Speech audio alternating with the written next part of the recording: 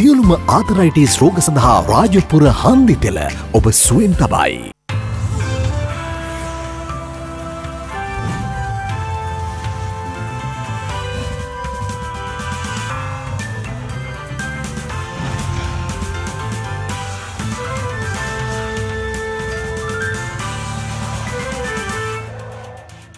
ආයුබෝවන්.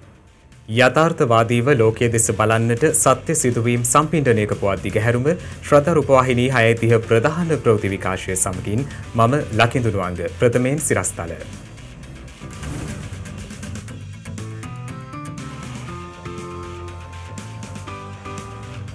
රුසියාවේ නිෂ්පාදිත ස්පුට්නික් එන්නතේ පළමු මාත්‍රාතොගය අද රාත්‍රියේ දිවයිනට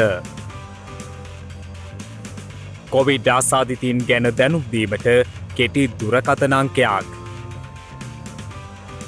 ශ්‍රද්ධා සමාජ සත්කාරයෙන් දිවයින පුරා රෝහල් 18කට කෝටි 2කට ආසන්න වටිනාකමකින් යුත් රෝහල් ඇඳන් පරිත්‍යාග කෙරේ. හිටපු පොලිස්පති පූජිත් ජයසුන්දර සහ හිටපු ආරක්ෂක ලේකම් හේමසිරි ප්‍රනාන්දුට අධිචෝදනා. වසර 10කට පසු තමිල්නාඩුවේ බල පෙරලියක්.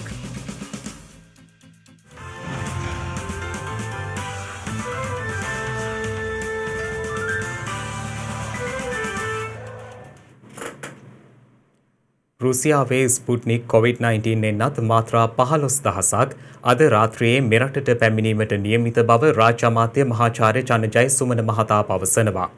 මේ අතර මෙරටින් වාර්තා වූ වැඩිම දෛනික කොවිඩ් ආසාදිතයින් සංඛ්‍යාව ඊයේ වාර්තා වුණා. ඒ ආසාදිතයින් 1891 දෙනෙකු හඳුනා ගැනීමත් සමගයි. ඊයේ දිනේදී තවත් කොවිඩ් ආසාදිතයන් 1891 දෙනෙකු හඳුනා ගැනීමත් සමග මෙරට සමස්ත කොවිඩ් ආසාදිතයන් සංඛ්‍යාව 1,11,753ක් දක්වා ඉහළ ගියා. එමෙන්ම ඊයේ වාර්තා වූ ආසාදිතයන් සංඛ්‍යාව දැක්වුණේ කොවිඩ් ආරම්භයේ සිට මෙතෙක් දිනයක් තුළදී සටහන් වූ වැඩිම ආසාදිතයන් සංඛ්‍යාව ලෙසයි. එමෙන්ම බස්නාහිර පළාතෙන් පමණක් ඊයේ දිනේ තුළ COVID-19 ආසාදිතයන් 1000 ඉක්ම වූ සංඛ්‍යාවක් වාර්තා වී තිබෙනවා. ඒ සම්බන්ධයෙන් COVID-19 පැතිරීම වැළැක්වීමේ ජාතික ක්‍රියාන්විත මධ්‍යස්ථානය සඳහන් කළේ ඊයේ මෙරටින් හඳුනාගත් ආසාදිතයන් 1,891 දෙනා අතරින් 1,014 දෙනෙක්ම බස්නාහිර පළාතෙන් වාර්තා වී ඇති බවයි. එමෙන්ම ඊයේ දිනේ වාර්තා වූ ආසාදිතයන්ගෙන් 1,843 දෙනෙකු අලුත් අවුරුදු පොකුරේ ආසාදිතයන් වන අතර විදේශයන්හි සිට පැමිණි 48 දෙනෙකුද ආසාදිතයන් ලෙස හඳුනා ගැනුණා. මේ අතර කොවිඩ් මරණ 9ක් ඊයේ වාර්තා වීමත් සමග මෙරට සමස්ත මරණ සංඛ්‍යාව 696ක් දක්වා ඉහළ ගියා. ඒ පිළිබඳව රජයේ ප්‍රවෘත්ති දෙපාර්තමේන්තුව විසින් සඳහන් කර ඇත්තේ අවුරුදු 51ත් 94ත් අතර වයස්වල පසුවන කැපිතිගොල්ලෑව පොළොන්නරුව තැන්නෙකුඹුර මත්තේගොඩ මාලබේ කන්තලේ බණ්ඩාරගම මහනුවර ලෙවුල මාතලේ වරකාමුල ප්‍රදේශවල පදිංචිකරුවන් මෙලෙස මිය ගොස් ඇති බවයි. මෙම මරණ අතුරින් 8 දෙනෙකුටම කොවිඩ් නියුමෝනියා තත්ත්වය හේතු වී ඇති බවයි සෞඛ්‍ය අංශ සඳහන් කළේ. එමෙන්ම කොවිඩ් ආසාදිත රෝගියෙකු තවමත් රෝහල් වෙත රැගෙන ගොස් නොමැති නම් 19.06 යන දුරකථන අංකය අමතා ඒ පිළිබඳව දැනුම්වත් කරන ලෙස යුද හමුදාපති ජෙනරාල් ශවේන්ද්‍ර සිල්වා මහතා ජනතාවගෙන් ඉල්ලීමක් කර තිබෙනවා. කොවිඩ් වෛරස ව්‍යාප්තිය හමුවේ පසුගිය 21 වනදා සිට මේ දක්වා දිස්ත්‍රික්ක 12ක ග්‍රාම නිලධාරී වසම් රැසක් සහ පොලිස් බල ප්‍රදේශ දෙකක් හුදකලා කර ඇති අතර අද උදෑසන සිට ක්‍රියාත්මක වන පරිදි නුවර එළිය කළුතර කොළඹ මඩකලපුව සහ ගම්පහ යන දිස්ත්‍රික්කවල තවත් ග්‍රාම නිලධාරී වසම් කිහිපයක්ද හුදකලා කිරීමටයි පියවර ගැනුණේ. මේ අතර මත්තල සිට කටුනායක දක්වා ගමන් ගන්නා සියලුම රථ වාහන අද කහතුඩුව පිවිසුමෙන් පිටත් කර යැවෙන බව දක්ෂිණ අධිවේගී මාර්ගයේ පාලක මැදිරිය සඳහන් කළා. ඊට හේතු වී ඇත්තේ කොට්ටාව අතුරුගිරිය කොතලාවල සහ කඩුවෙල යන පිවිසුම්වල සේවකයන් කිහිප දෙනෙකුට කොවිඩ් වෛරසය ආසාදනය වී තිබීමයි. ඒ අනුව ගෙවීම් කවුළු විවෘතව පවතින ස්ථානවලදී පමණක් රියදුරන්ට මුදල් ගෙවීම් සිදු කළ හැකි අතර අනෙකුත් පිටවීමේ ස්ථානවලදී මුදල් ගෙවීමක් සිදු නොකර පිටවයා හැකි වනවා. මේ අතර සංචරණ සීමා පනවා ඇති ප්‍රදේශවල ජනතාව ඒ පිළිබඳව නොසැලකිලිමත්ව කටයුතු කරන්නේ නම් ඔවුන්ට එරෙහිව දැඩි ලෙස නීතිය ක්‍රියාත්මක කළ යුතුව ඇති බව ශ්‍රී ලංකා මහජන සෞඛ්‍ය පරීක්ෂක සංගමේ සභාපති උපුල් රෝහණ මහතා පවසනවා. ඒ නිසා අපි මේ මොහොතේදී ප්‍රජාවෙන් ඉල්ලනවා කිසිසේත් සංචරණ සීමා වලින් ඉවත්ව යන්න කටයුතු කරන්න එපා. ඒ වගේම තමන්ගේ ප්‍රදේශය යම් තරමක ලොක්ඩවුන් කිරීමකට ලක් කරලා තියෙනවා නම් මේ ප්‍රදේශයෙන් කිසිසේත් බැහැර යන්න උත්සාහ කරන්න එපා. ඒක රෝගය පැතිර යාමට තදින් නිවහල් වෙනවා වගේම රටේ පවතින නිරෝධායන නීති උල්ලංඝනය කිරීමක්. ඒ වගේම අපි බලධාරීන්ගෙන් විශේෂයෙන්ම ඉල්ලනවා මෙවැනි සිදුවීම් නිසා තවදුරටත් COVID-19 මේ ප්‍රදේශවලින් එළියට පැතිරීමේ අවදානමක් තියෙන හින්දා දැඩිව අදාළ නීති ක්‍රියාත්මක කරන්න කටයුතු කරමු කියලා මේ මොහොත වෙද්දී අපි අවදානම් ඕනෑම ප්‍රදේශයක් ඉල්ලපු සැනින් ලොක්ඩවුන් කිරීමේ කටයුතු වල නිරත වෙන නිසා ඉදිරියේදීත් ඔබේ ප්‍රදේශය අවදානම් ප්‍රදේශයක් විදිහට ඕනෑම මොහොතක ලොක්ඩවුන් කිරීමකට සංචරණය සීමා කිරීමට යටත් වෙන්න පුළුවන්. මේ අතර පොදු ප්‍රවාහන සේවා සැපීමේදී නිරෝධායන රීති කඩන්නන්ට එරෙහිව ක්‍රියාමාර්ග ගන්නා බව නියෝජ්‍ය පොලිස්පති අජිත් රෝහණ මහතා සඳහන් කළා.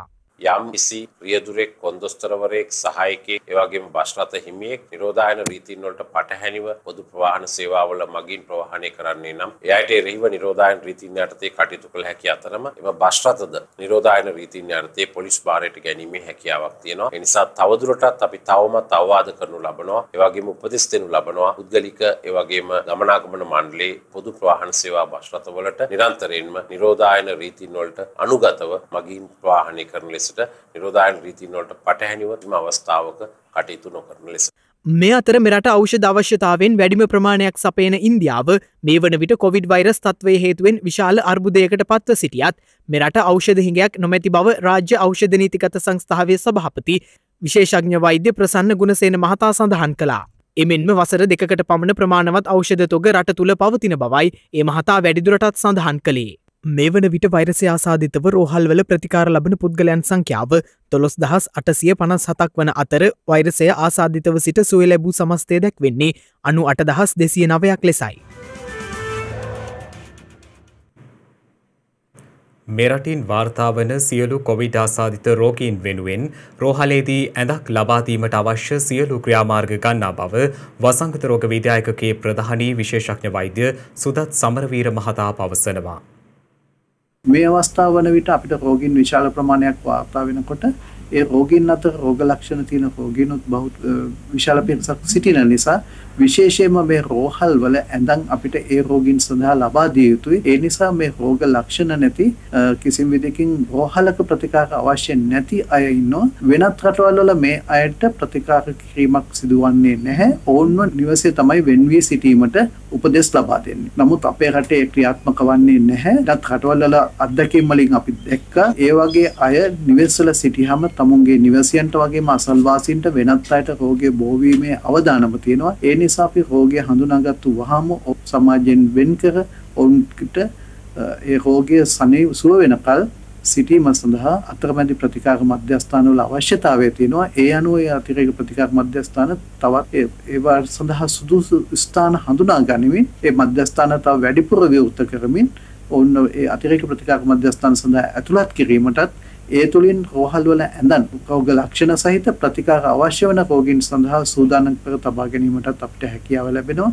මේ තුළින් අපි බලාපොරොත්තු වෙනවා ඉදිරියේදී අපේ රටේ වාර්තා වන සියලුම COVID-19 ආසාදිතයෙකුට අතරමැදි ප්‍රතිකාර මධ්‍යස්ථානයකදී හෝ රෝහලකදී ඇඳක් ලබා දීමට ඔවුන් රෝගය සුව වෙන තාක්කල් ඒ වගේම රෝග ලක්ෂණ සහිත සහ ප්‍රතිකාර අවශ්‍ය වන සියලු දෙනාට රෝහලක් තුලදී ඒ අවශ්‍ය ප්‍රතිකාර ලබා දීමට මේ වන විට රෝහල්වල පවතින ගැටලුවලට සවියක් වෙමින් දිවයින පුරා රෝහල් 18කට රෝහල් ඇඳන් නැතුළු උපකරණ පරිත්‍යාග කිරීමේ කටයුත්තක් අද පැවැත්වුණා. මහමෙවුනාව භවනාසපු සංචිතයත් ශ්‍රද්ධා මාධ්‍යජාලයත් එක්වයි මෙකී කාර්ය සිදු කරනු ලැබුවේ. මේ දිනවල අපේ රට තුළ කොවිඩ් වෛරසය ඉතාමත් සීඝ්‍රයෙන් ව්‍යාප්ත වෙනවා. සෞඛ්‍යංශ පෙන්වා දෙන විදිහට අපේ රටේ රෝහල් ධාරිතාවයත් මේ වෙද්දී උපරිම මට්ටමකට ළඟා වෙමුණුයි පවතින්නේ. බොහෝ විට ඔබ දකින්නට ඇති කොවිඩ් ආසාදනය වූ රෝගීන් ඇඳක් පවා නොමැතිකමින් අසරණ වෙලා ඉන්න ස්වභාවයක්. ඉතින් ඒ අසරණ වූ රෝගීන් වෙනුවෙන් ඔබට මේ පේන හැම ඇඳක්ම අද දවසේදී අපි පරිත්‍යාග කිරීමට සූදානම් අපේ රටේ සමස්ත රෝහල් පද්ධතියටම. දිවයින පුරා පිහිටි රෝහල් 18කට අවශ්‍ය රෝහල් ඇඳන් 78ක් ඇතුළු උපකරණ බෙදා දීමේ විශේෂ පුණ්‍ය කටයුත්තකුයි එලෙස අද පැවැත්වුණේ. ඒ කඩුවෙල මහමෙවුනාව බෞද්ධ සමන්ත්‍රණ ශාලා පරිශ්‍රයේදී මහමෙවුනාව භාවනාසපු සංචිතයත් ශ්‍රද්ධා මාධ්‍යජාලයත් එක්ව ශ්‍රද්ධා සමාජ සත්කාරංශය සමගින් දියත් කරනු ලබන මෙම රෝහල් ඇඳන්න තුළු උපකරණ පරිත්‍යාග කිරීමේ අවස්ථාව පැවැත්වුණේ මහමෙවුනාව භාවනාසපු වාසී පින්වත් මහා සංඝරත්නයේ වැඩමවීමෙන්. විශේෂයෙන්ම ඔබ අපි සෑම සියලෝ දෙනාම දන්නා කාරණයක් මේ වෙන විට රටේත් ලෝකයේත් උද්ගත වී ඇති තත්ත්වයක් ඒ වගේම වෙන කර්මදායකටවත් වඩා වෛද්‍ය ශාස්ත්‍රයේ නියැලෙන ඒ පින්වතුන් උදෙසා ඒ වගේම රෝහල් උදෙසා උපකරණ ලබා දීම අත්‍යවශ්‍ය ඉතාමත් වැදගත් ඒ වගේම කතාබහට ලක්වන මාතෘකාවක් බවට පත්වෙච්ච කාලයක් තමයි අපි මේ ගත කරමින් පවතින. පසුගිය සති කිහිපය තුළ හොඳින්ම දුටුවා අසල්වැසි ඉන්දියාවේ මිනිස්සු ලක්ෂ ගණනක් මුහුණ පාන්නා වූ අර්බුදකාරී තත්ත්වය. ඉතින් පින්වත්නි මේ ආකාර වූ පින්කම් මේ ලෝකේ හැමතැනම දකින්න ලැබෙන එකක් නොවේ. බුද්ධ භාෂිතයේ තුලින් මිනිස්යාගේ හිතේ ඇතිවුණු ශ්‍රද්ධා සහගත අදහස එහෙම නැත්නම් ශ්‍රද්ධාවන්ත හිත තමයි මේ විදිහේ උදාාර පින්කම් අපට සිදු කර ගැනීම පිණිස පසුබිම සකසලා දෙන්නේ. එලෙස පිරිනමන ලද රෝහල් ඇඳන් ඇතුළු උපකරණ රුපියල් මිලියන 18කට අධික වටිනාකමකින් යුක්ත වනවා. අපිට ඇඳන් ටික ලැබෙනවා. තව අපිට මොනිටර්ස් ටිකක් අවශ්‍ය වෙයි. තව අවශ්‍ය වෙයි ඒකට අවශ්‍ය කරන ෆර්නිචර්ස් ටික. ඒවා ටික අපි අරගත්තොත් අපිට ලංකාවේ දිස්ත්‍රික්ක 10ක මූලික රෝහල් B ශ්‍රේණිය මූලික රෝහල් වල අපිට HDU අපිට 10ක් ආරම්භ කරන්නට හැකියාව තියෙනවා. මොකද දැන් ගොඩක් රෝගීන් මේ වන විටත් ප්‍රතිකාර මධ්‍යස්ථාන නැතුව ගෙවල් වලට වෙලා සිටවන්න තැන් සීමා සහිත වෙලා තියෙනවා. ඉතින් අපි ඊයේ රෑ ඉඳන් විශේෂ ඒකකයක් ඒ කියන්නේ අධිසත්‍යාර එකයක් අපි හදන්න ඊයේ රෑ ඉඳන් පාටිෂන් එක ගහන්න අපි ආරම්භ කරා. මේ අරන් යන ඇඳන් පහ අපි ඒකට හෙට ඉඳන් දාලා අපිට ඒක ක්‍රියාත්මක කරමු. අද දිනේදී රෝහල් සඳහා ලබා දුන් උපකරණ ඇතුළුව මිලියන 88කට අධික වටිනාකමකින් යුත් රෝහල් ඇඳන් 350කට අධික සංඛ්‍යාවක් මෙවන විට ශ්‍රද්ධා ගිලාන දාන පුණ්‍ය ව්‍යාපෘතිය මගින් ලබා දී තිබෙනවා. ඉතාමත් සතුටු වෙන්න ඕනි දවසක් අප රෝහලට මේ ලැබුණු සත්කාරය පිළිබඳව විශේෂයෙන් ස්තුතිවන්ත වෙනවා ශ්‍රද්ධා මාධ්‍යජාලයටත්. ඒ වගේම මේ දැන් අපට ලබා දුන් ඔස්ට්‍රේලියාවේ මෙල්බන් නුවර පදිංචියේ දායක පිරිස සහ මහමෙවුනා අසපුවේ ස්වාමින් වහන්සේලාට බෙහෙවින් ස්තුතිවන්ත වෙනවා. විශේෂයෙන් මෙවැනි අවස්ථාවක රෝහල් උපකරණ අඩු වෙමින් තියෙන අවස්ථාවක ලැබුණු දායකත්වය පිළිබඳ ඔස්ට්‍රේලියාවේ මෙල්බන් නුවර මහමෙවුනාව භාවනා අසපුවේ පින්වත් ස්වාමින් වහන්සේ ඇතුළු එහි උපස්ථාන කමිටුවේ පින්වතුන්ගේ දායකත්වයෙනුයි මෙම උපකරණ පරිත්‍යාග කිරීමේ කටයුතු සිදු කෙරුණේ. පවතින ගැටලුකාරී තත්ත්වය හමුවේ දිවයින පුරා පිහිටි රෝහල් සවිමත් කරමින් තවදුරටත් මෙකී සුවිශේෂී ක්‍රියාදාමය ක්‍රියාත්මකයි.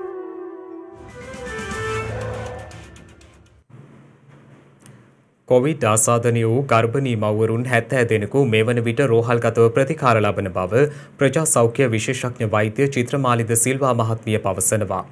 එමෙන්ම කුඩා දරුවන්ටද වැඩි වශයෙන් කොවිඩ් වෛරසය ආසාදනය වීම වාර්තා වන බවයි වෛද්‍යවරිය වැඩිදුරටත් සඳහන් කළේ. ගර්භණී මව්වරුන් ගැන අපි සැලකිලිමත් වෙන්න මේ අවස්ථාවේදී ගර්භණී මව්වරුන්ට අපි ප්‍රතිශක්තිකරණ එහෙම නැත්නම් එන්නත ලබා දීමත් සිදු කරේ නැහැ. මොකද අපි ළඟ වසංගතයෙන් මේ ගර්භණී මව්වරුන්ට මේ එන්නත දීමෙන් රෝගය වැළකෙනවද කියන පිළිබඳව තියෙන සාක්ෂි මදි. ඒ අනුව තමයි ගර්භණී මව්වරුන්ට එන්නත ලබා දීම සිදු වුණේ නැත්තේ. අපි අතර ඉන්නවා මම හිතන්නේ ඊයේ දවස වෙනකොට ගර්භණී මව්වරුන් 70 දෙනෙක් පමණ දිවයිනේ හඳුනාගත් රෝහල් වල ප්‍රතිකාර ලබනවා කොවිඩ් ආසාදනය වීම හේතුවෙන්. අපි හැමෝම සැලකිලිමත් වෙන්න ඕන. ගර්භණී මව්වරු විශේෂයෙන්ම ආරක්ෂා වෙන්න ඕන කොවිඩ් රෝගයෙන්. ඊළඟට මම හිතන දරුවන් දිහා බැලුවොත් අපි දකිනවා දරුවන් අතරත් ඉතාමත්ම කුඩා දරුවන්. මාස 3, මාස 5, මාස 6 දරුවනුත් කොවිඩ් වසංගතය වෙනුවෙන් කොවිඩ් ආසාදනය වෙලා අපි අතර සිටිනවා. මේ දරුවන්ට අපි ඉස්සර දැක්කේ නැහැ. කුඩා දරුවන් හැමතිස්සෙම මමට රෝගය තිබුණත් දරුවන්ව ආරක්ෂා වුණා. නමුත් දැන් තත්ත්වය වෙනස්. කුඩා දරුවන්ටත් මේ රෝගය සෑදෙනවා. ඒකද නිවසේ ශ්වසන ආබාධ හරි නැත්නම් මොන හරි රෝග ලක්ෂණ තියෙන පුද්ගලයෙක් ඉන්නවා නම් දරුවන් මේ පුද්ගලයන් ළඟට යවන්න එපා. දරුවන් නිවසෙන් එළියට යවන්න එපා. ඒකන දරුවන් පුළුවන් තරමක් නිවස තුලම ආරක්ෂාකාරීව තබා ගැනීම අපේ දෙමව්පියන්ගේ යුතුයකමක් වෙනවා. ඒ වගේම මේ දරුවන්ට පුළුවන් තරමක් ප්‍රතිශක්තිය වැඩි වෙන විදියට නිවසේදී කටයුතු කිරීම වැදගත්. පුළුවන් තරමක් දරුවන්ට නිවසේම සාදා ගන්නාලද ආහාරම දෙන්න. කඩවල් වලින් කෘත්‍රිමව සකස් කරන ලද ආහාර ගන්නේ නැතුව පුළුවන් තරමක් තමන් සෞඛ්‍ය සම්පන්නව නිවසේදී හදාගත්ත අලුත් කෑම වේලක් ලබා දීම ඉතාමත්ම වැදගත් වෙනවා. ඒ වගේම විටමින් බහුල ආහාර විශේෂයෙන්ම පළතුරු අලුත් පළතුරු සහ එළවලුත් විටමින් C අධික ආහාර ඉතාමත්ම හොඳයි. ලබා දීමත් දරුවන්ගේ ප්‍රතිශක්තිය ආරක්ෂා වෙන්න රෝග වලින් ආරක්ෂා වීමට අපිට කටයුතු කරන්න පුළුවන්. මීට සති දෙකකට පමණ පෙර ආරම්භ වූ ඉන්දියාවේ රෝහල්වල පවතින ඔක්සිජන් හිඟය සඳහා තවමත් නිසි විසඳුම් ලැබී නොමැති බව ඉන්දිය සෞඛ්‍යංශ පෙන්වා දෙනවා. ගත වූ පැය 24 තුළද ලොව වැඩිම කොවිඩ් ආසාදිතයන් සහ මරණ සංඛ්‍යාවක් ඉන්දියාවෙන් වාර්තා වනවා. ඉන්දිය මාධ්‍ය වාර්තා කළේ අද උදෑසනින් අවසන් වූ පැය 24 තුළ ඉන්දියාවෙන් නව කොවිඩ් වෛරස ආසාදිතයන් 3,70,059 දෙනෙකු වාර්තා වී ඇති බවයි. ඒ අනුව අඛණ්ඩව දින 10ක් තුළ ලොව එක් රටකින් වාර්තා වූ වැඩිම ආසාදිතයන් සංඛ්‍යාව ඉන්දියාවෙන් වාර්තා වනවා. ඒ අනුව ඉන්දියාවේ සමස්ත කොවිඩ් ආසාදිතයන් සංඛ්‍යාව මේ වන විට 1,99 ලක්ෂය ඉක්මවා ගොස් තිබෙනවා. රටේ පවතින ඔක්සිජන් හිඟය හමුවේත් දිල්ලි අගනුවර ඇතුළු රෝහල්වල තත්ත්වය තවමත් පවතින්නේ දැඩි අර්බුදකාරී තත්ත්වයකයි. එමෙන්ම ඊයේ දිනේදී කොවිඩ් මරණ 3,422ක් ඉන්දියාවෙන් වාර්තා වී ඇති අතර ඒ අනුව රට සමස්ත කොවිඩ් මරණ සංඛ්‍යාවද 2,18,945ක් ලෙසයි දැක්වෙන්නේ. මේ වන විට ඉන්දියාවේ ආදාහනාගාර තුළ පුලුසනු ලබන මෘතදේහ ප්‍රමාණය දිනෙන් දින ඉහළ යමින් පවතින බවයි එරට මාධ්‍ය වාර්තා කළේ.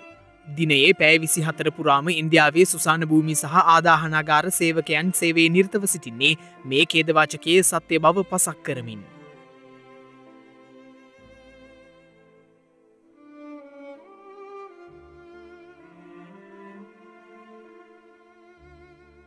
එමෙන්ම ඉන්දියාවේ පවතින ඔක්සිජන් ඇතුළු සෞඛ්‍ය උපකරණ හිඟය සැපිරීමට මේ වන විට ලෝකයේ රටවල් රසක් දැන් ඉන්දියාවට සහය ලබා දීමට ඉදිරිපත්ව සිටිනවා. එහි පෙරමුණගෙන ඇත්තේ ඇමරිකාව, එක්සත් රාජධානිය, කැනඩාව, සිංගප්පූරුව, රුසියාව, නවසීලන්තය සහ ප්‍රංශයයි. මේ අතර කොවිඩ් ව්‍යාප්තිය හමුවේ නවදිල්ලි නුවරට පැන වූ වසා දැමීම් තවත් සතියකින් දීර්ඝ කර තිබෙනවා. එය අද උදෑසන 5න් අවසන් වීමට නියමිතව තිබුණත් කොවිඩ් වසංගතයේ සීග්‍රයෙන් පැතිර යාම හේතුවෙනුයි මෙම දීර්ඝ කිරීම සිදු කර ඇත්තේ.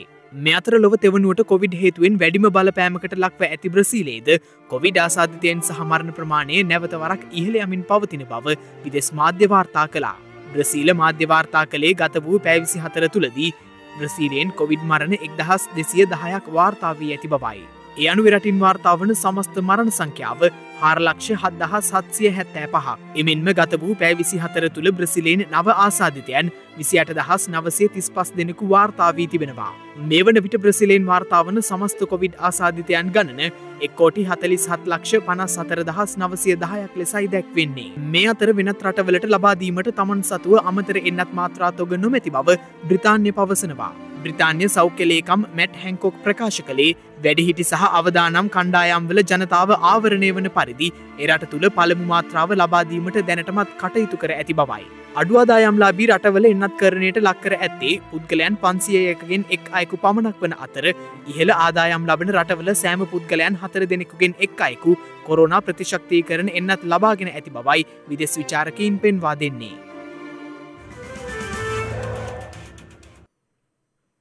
නැවතත් ප්‍රවෘත්ති. සාගරික දේශ සීමාවන් ඔස්සේ රට තුළට කොවිඩ් වෛරසය ඇතුළුවීම වැළැක්වීමේ අරමුණින් සාගරාශ්‍රිත කලාපවල ආරක්ෂාව තර කිරීමට පියවරගෙන ඇති බව ශ්‍රී ලංකා නාවික හමුදාව පවසනවා. ශ්‍රී ලංකා නාවික හමුදාවේ මාධ්‍ය සම්බන්ධීකරණ නිලධාරී කපිතාන් ඉන්දිකද සිල්වා මහතා සඳහන් කළේ නීති විරෝධී ලෙස මුහුදු මාර්ග ඔස්සේ ශ්‍රී ලංකාව දෙසට සංක්‍රමණිකයන් පැමිණීම හේතුවෙන් රට තුළ කොවිඩ් වසංගතය ව්‍යාප්ත වීමේ අවදානමක් පවතින බවයි. ඒ හේතුවෙන් ශ්‍රී ලංකා නාවික හමුදාව විසින් පැය 24 පුරා ක්‍රියාත්මක වන පරිදි මුර සංචාර වැඩි කරමින් වයඹදිග සහ උතුරු මුහුදේ ආරක්ෂාව තර කිරීමට පියවරගෙන ඇති බවද ඒ මහතා සඳහන් කළා. මෙහිදී ජාත්‍යන්තර දේශ සීමාවන් ආසන්නයෙන් නාවික නෞකාවන්, වේග මුර නෞකාවන්, වේග ප්‍රහාරක යාත්‍රා භාවිතා කරන අතර වෙරළ ආසන්නයේ වෙරළබඩ මුර යාත්‍රාවන් සහ කුඩා යාත්‍රාවන් භාවිතා කරනු ලබනවා. මීට අමතරව වෙරළ තීරයන්හි තෝරාගත් ස්ථානයන් වල විශේෂ නිරීක්ෂණ කුටි ස්ථානගත කරලා තිබෙනවා. ඒට අමතරව පාමුරු සංචාරයන් ප්‍රමාණයත් වැඩි කර තියෙනවා. මෙහිදී විශේෂයෙන්ම දීවර ප්‍රජාවගෙන් ඉල්ලා සිටිනවා මුහුදේදී හමුවන වෙනත් නෞකාවන් හෝ විදේශ රටවල දීවරයන් සමග පවත්වන සම්බන්ධකම් වහාම නැවැත්විය යුතුයි. මෙහිදී ඔබ දැනුවත්ව හෝ නොදැනුවත්ව මෙම පුද්ගලයන් හරහා රට තුළට මෙම වෛරසය පැමිණීමට පුළුවන්. පාස්කු ප්‍රහාරය සම්බන්ධයෙන් චෝදනා 800ක් යටතේ හිටපු පොලිස්පති පූජිත් ජයසුන්දර සහ හිටපු ආරක්ෂක ලේකම් හේමසිරි ප්‍රනාන්දු යන දෙදෙනාට වෙන වෙනම නීතිපති විසින් අධිචෝදනා ගොනු කර තිබෙනවා. නීතිපති සම්බන්ධිකාරක රජ අධිනීතිඥ නිශාරා ජයරත්න සඳහන් කළේ හිටපු පොලිස්පති පූජිත් ජයසුන්දර සහ හිටපු ආරක්ෂක ලේකම් හේමසිරි ප්‍රනාන්දු යන දෙදෙනාට මෙහිදී මනුෂ්‍ය ඝාතනයට තැත්කිරීම සහ ඔවුන්ගේ බරපතල නොසලකා හැරීම් හමුවේ පාස්කු බෝම්බ ප්‍රහාර සිදුවීම වළක්වා ගැනීමට නොහැකිවීම සම්බන්ධයෙන් චෝදනා නගා තිබෙන බවයි. මෙම චෝදනා ත්‍රිපුද්ගල විනිසුරු මඩුල්ලක් ඉදිරියේ විභාග කරන ලෙසයි නීතිපතිතුමා විසින් ඉල්ලා ඇත්තේ.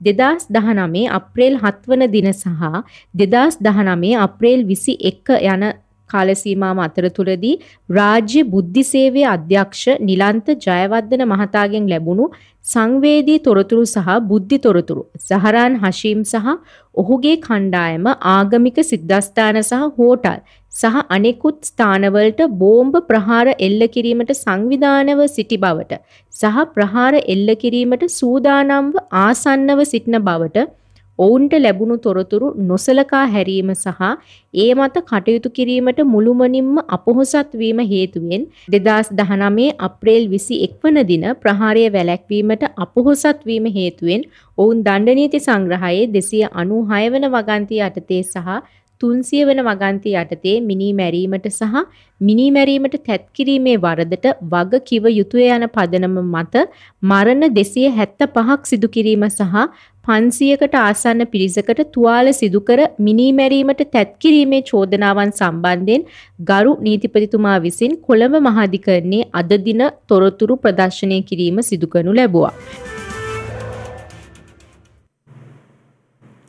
ලොව විශාලතම ටයර් සොහොන් බිම ගැනයි මේ කියන්න යන්නේ. එය පිහිටලා තියෙන්නේ කුවේට් රාජ්‍යයේ. මේ කියන්න යන්නේ සොහොන් බිමක් ගැන. ලොව විශාලතම සොහොන් බිමක්. හැබැයි මේ ලොව විශාලතම ටයර් සොහොන් බිම. කුවේටයේ සුලබියාහි තමයි මේ ටයර් සොහොන් බිම තියෙන්නේ.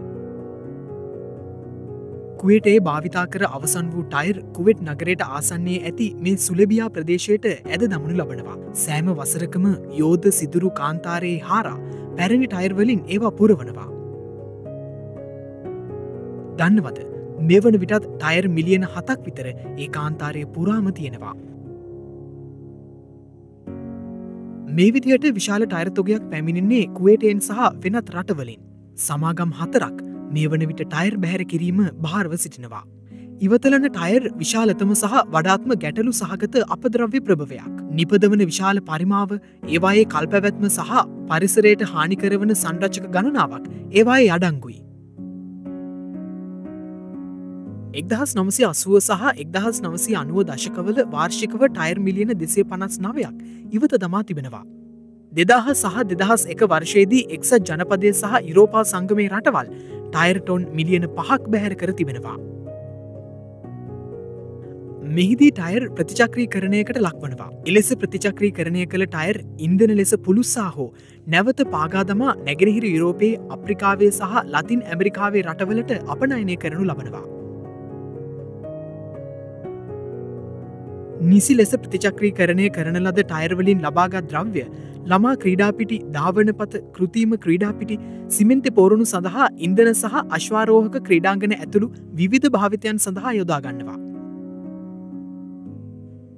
ඒ වගේම ටයර්ද ප්‍රයෝජනවත් ලෙස ප්‍රතිචක්‍රීකරණය කර ගංවතුරෙන් ආරක්ෂාවීම සඳහා නැවත සකස් කළ හැකි.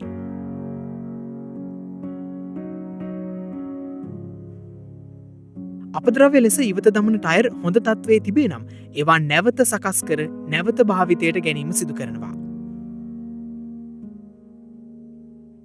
භාවිතයට නොගත් ටයර් වලින් විශාල ප්‍රතිශතයක් ඉන්ධන සඳහා පුළුස්සා දමනු ලබනවා. මෙයින් පරිසර හානියක් සිදු නොවනවා කියලත් කියන්න බැහැ. ප්‍රයෝජන වගේම අහිතකර තත්ත්වයනුත් මෙහි තිබෙනවා. කොහොම වුණත් ලෝකයේ තිබෙන දේවල් අතර මේ දේ සුවිශේෂී. මහපාරේ රෝද උඩ යන වාහන අපි දැකලා තිබුණට ඒ රෝද නිර්මාණය කරන ටයර් සුසාන භූමිය ගැන නම් ඔබ කලින් අහලා තියෙන්නට නැතුව ඇති.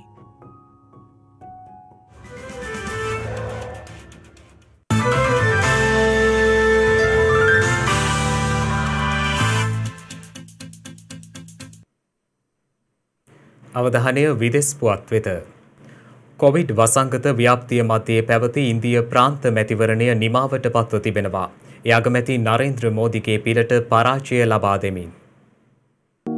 තමිල්නාඩු ප්‍රාන්ත මැතිවරණයේ ගණනය කර ඇති ඡන්දවලට අනුව DMK පක්ෂය පැහැදිලි ජයග්‍රහණයක් වාර්තා කර තිබෙනවා.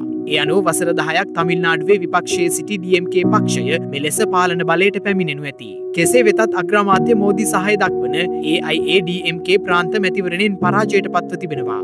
තමිල්නාඩු ප්‍රාන්ත සභාවේ බහුතර බලය ලබා ගැනීමට අවශ්‍ය වන ආසන සංඛ්‍යාව 118ක් වන බවයි ඉන්දිය මාධ්‍ය වාර්තා කළේ. ඒ අනුව DMK පක්ෂය සහ හවුල්කාර පක්ෂ ලබාගත් ආසන සංඛ්‍යාව 156ක්. එමෙන්ම පාලක AIADMK පක්ෂයට ලබාගත හැකි වූයේ ආසන 80කට ආසන්න සංඛ්‍යාවක් පමණයි. ඒ අනුව DMK පක්ෂයේ ජයග්‍රහණයත් සමග තමිල්නාඩු ජනතාව නිරෝධායන නීති නොතකා වීදි බැස ප්‍රතිඝෝෂා පවත්වන බවයි විදේශ වාර්තා සඳහන් කළේ. මේ අතර ඉන්දිය මාධ්‍ය වාර්තා කළේ DMK පක්ෂ නායක MK ස්ටාලින් තමිල්නාඩු ප්‍රධාන අමාත්‍ය ධූරයේ දිවුරුම් දීමට නියමිත බවයි.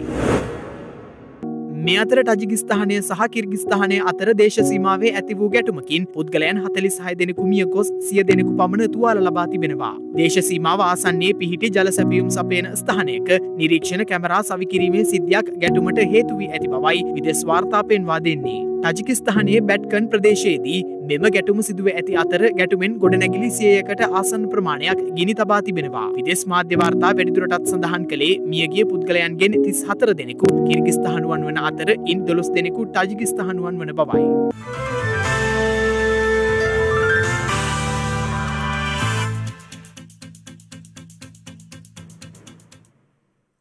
දිනක සටහන් නිමවන්නට මත්තෙන් හෙට දවසේ වැදගත්කම ගැනයි මේ අවධානය.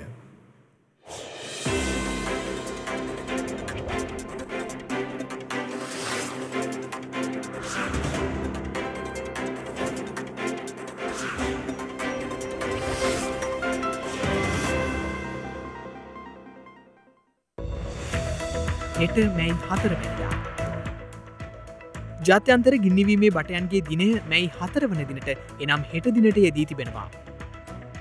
ලොව පළමුවරට අකුණු එලියක් ඡායාරූප ගත කර ඇත්තේ 1884 වසරේ මැයි මස 4 වන දිනයි. WC ගර්ලි නම් ඡායාරූප ශිල්පියා විසින්. ඉහාඩෝ ජෙම් නැමැති ලොව පළමු ක්ලෝනීකෘත අශ්ව පැටවා එක්සත් ජනපදයේ ඉහාඩෝ සරසවියේදී උපත ලබා ඇත්තේ 2003 වසරේ මැයි මස 4 වන දිනයි.